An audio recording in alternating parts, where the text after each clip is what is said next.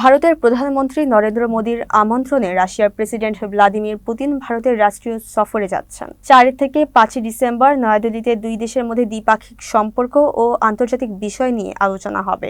শুক্রবারে ক্রেমলিন ও ভারতের পররাষ্ট্র মন্ত্রণালয় এক বিবৃতিতে তথ্যটি নিশ্চিত করেছে। সফরের সময় পুতিন ভারতের প্রধানমন্ত্রী মোদী ছাড়াও রাষ্ট্রপতি দ্রৌপদী মুর্মুর সঙ্গে পৃথক বৈঠক করবেন। এছাড়া বেশ কয়েকটি অনির্দিষ্ট আন্তঃসরকারি ও বাণিজ্যিক নথিতে স্বাক্ষর করবেন। বিবৃতিতে বলা হয়েছে, এই সফর রাশিয়ান ও ভারত সম্পর্কের জন্য অত্যন্ত গুরুত্বপূর্ণ। আলোচনায় রাজনৈতিক, বাণিজ্য, অর্থনৈতিক, বৈজ্ঞানিক, প্রযুক্তিগত, সাংস্কৃতিক ও মানবিক ক্ষেত্র সহ বিস্তৃত দ্বিপাক্ষিক এজেন্ডা অন্তর্ভুক্ত হবে। এর আগে 2021 সালের ডিসেম্বরে ভারত সফরে গিয়েছিলেন পুতিন। উল্লেখ্য, মার্কিন প্রেসিডেন্ট ডোনাল্ড ট্রাম্প বারবার মোদীকে রাশিয়ার তেল কেনা বন্ধ করার আহ্বান জানিয়েছেন। তবে ভারত এখনও রাশিয়ার তেলের অন্যতম বড় ক্রেতা। বাণিজ্য সূত্র জানাচ্ছে, ডিসেম্বরে ভারতের রাশিয়ান তেল আমদানি 3 বছরের মধ্যে সর্বনিম্ন পর্যায়ে পৌঁছাতে পারে, কারণ সরবরাহকারীরা পশ্চিমা নিষেধাজ্ঞা এড়াতে বিকল্প উৎসের দিকে ঝুঁকছেন।